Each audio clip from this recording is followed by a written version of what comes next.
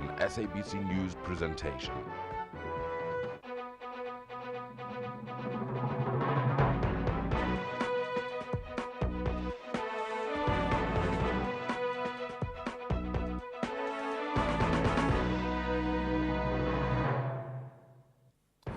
Good morning and welcome to our Friday edition of A View from the House, our parliamentary news program that keeps you up to speed with developments in the National Assembly.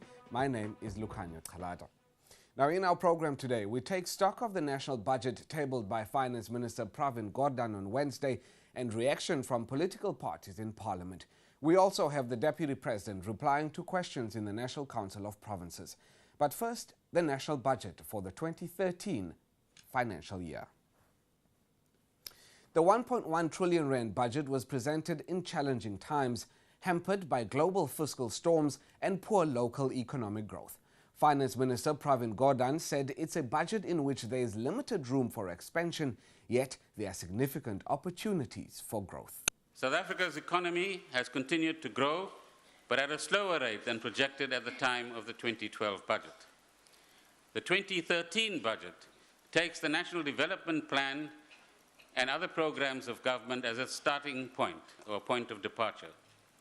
The strategic plans of government and the medium-term expenditure plans will be aligned to realize our objectives.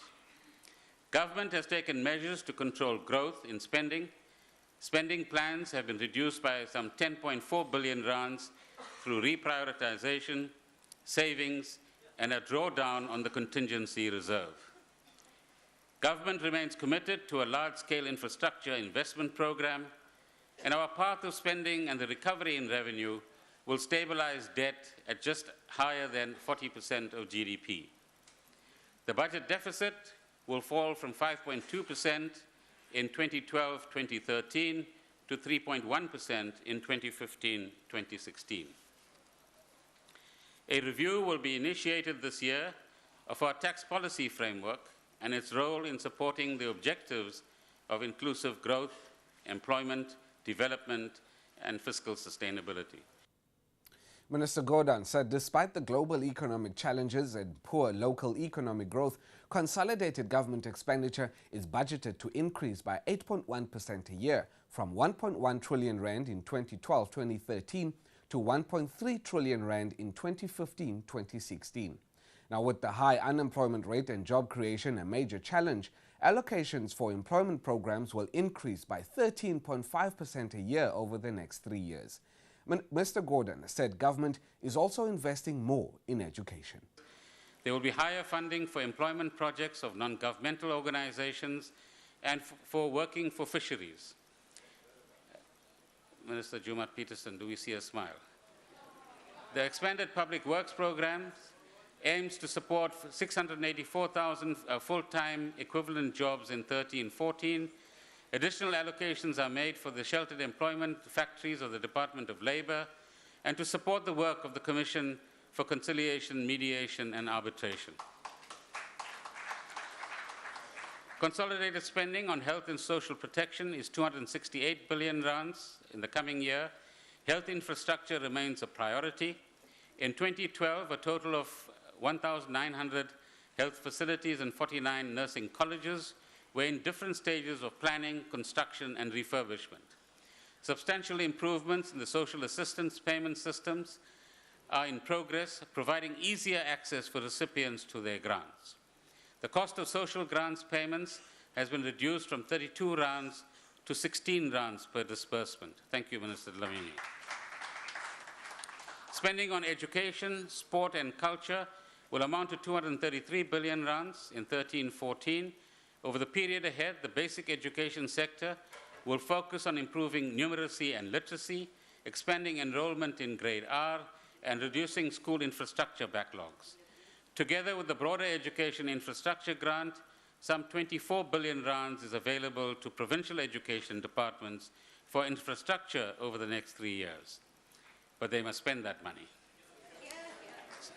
700 million rands has been allocated over the MTEF period for the Technical Secondary Schools Recapitalization Grant. This will finance construction and refurbishment of 259 workshops and training of over 1,500 technology teachers. Transfers to higher education institutions increased from some 20.4 billion rands this year to 24.6 billion rands in 15-16. The total number of students enrolled in higher education institutions is expected to increase from 910,000 currently to 9. In a further breakdown on budget allocations for the various state departments, Minister Gordhan announced that expenditure on transport, energy and communications will next year amount to 89 billion rands. The allocations for the Department of Transport increases from 42 billion rands next year to 53 billion rands in 15-16, reflecting increased allocations to the Passenger Rail Agency for its rolling stock procurement program and further investment in the national road network. Additional funding goes to the integrated public transport networks in urban areas and for provincial road maintenance. The Integrated National Electrification Grant is allocated additional funding to increase the number of new electricity connections by some 645,000 over the next 3 years. The solar water geyser program will be continued until 15-16, and Centec will receive 599 million over the medium term for the migration from analog to digital terrestrial television. 132 billion rands has been allocated to local government, community amenities and housing.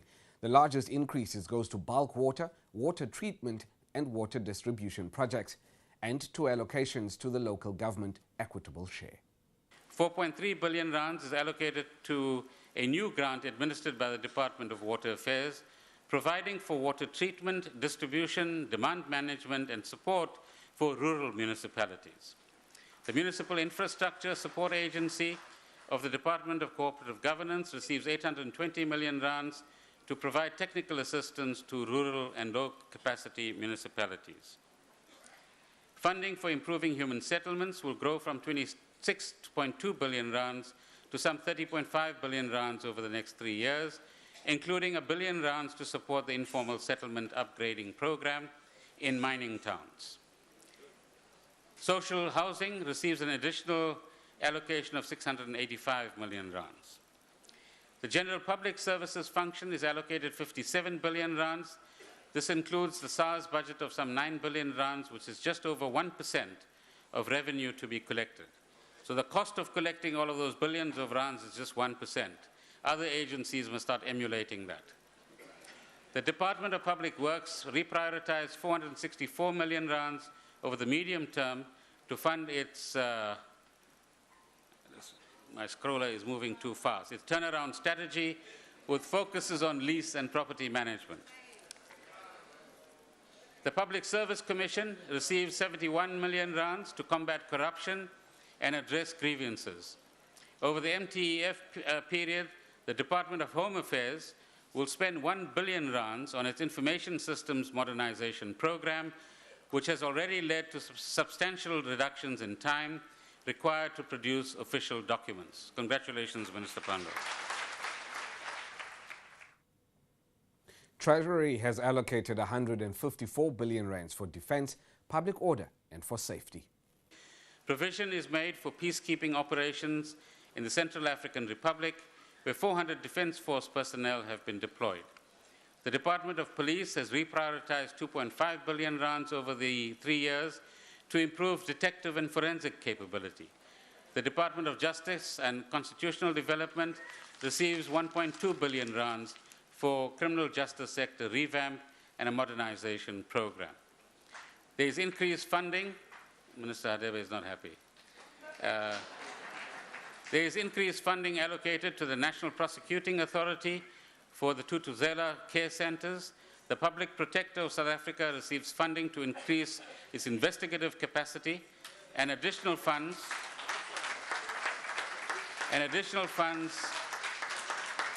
You better match them on this side.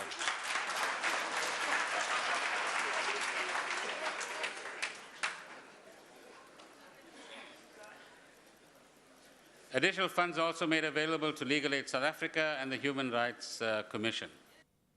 Government is also tightening the screws and beefing up its machinery in the fight against corruption. Let us be frank, let me be frank. This is a very difficult task, with too many points of resistance around the country. However, we have registered some progress. In the present system, procurement transactions take place in too many localities and the contracts are too short-term. Consequently, there are hundreds of thousands of transactions from a multitude of centers across the country. There is very little visibility of these transactions. While our ablest civil servants have had great difficulty in optimizing procurement, this process has yielded rich pickings for those who seek to exploit it. There are also too many people who have a stake in keeping the system the way it is. Our solutions hitherto have not matched the size and the complexity of the challenge. As much as I want, I cannot simply wave a magic wand to make these problems disappear. This is going to take a special effort from all of us in government, assisted by people in business and broader society, including the ladies and gentlemen on my left. And it will take time, but we are determined to make progress. The process for setting up the Chief Procurement Office and officer is in place, and the National Treasury has deployed a senior DDG to this position, Mr. Kenneth Brown. We've been given seconded personnel from the private sector to assist us in this unit, and work is well on its way.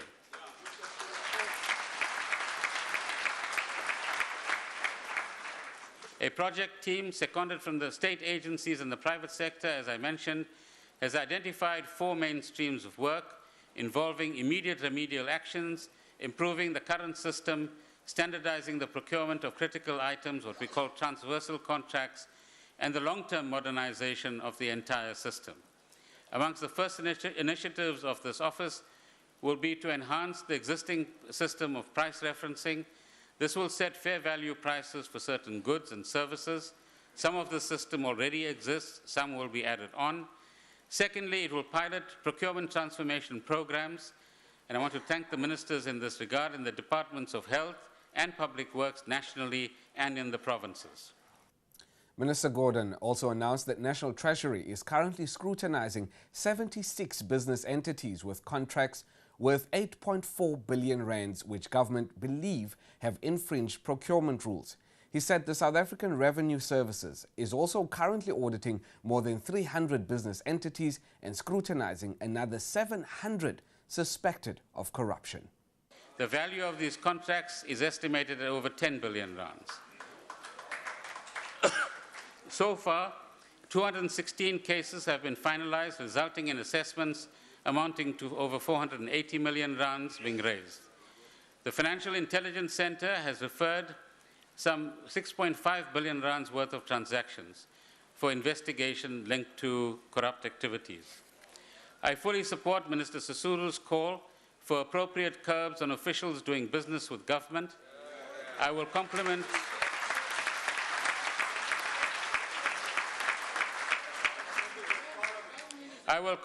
her initiative by aligning the Public Finance Management Act with the provisions of the Public Service Act.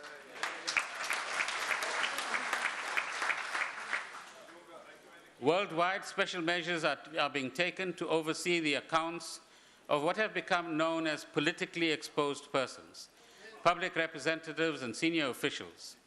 I have asked that the FIC, the Financial Intelligence Center, should explore how we might bring South Africa into line with these international anti-corruption and anti-money laundering standards.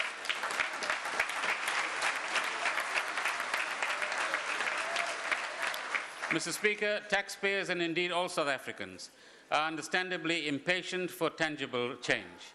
A recurring theme in the tips sent to me for this budget was to ensure value for money.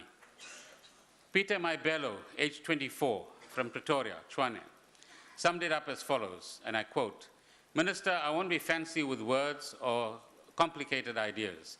My advice for a healthy, sustainable fiscus is to brutally eradicate corruption. Then we will be honored to pay taxes."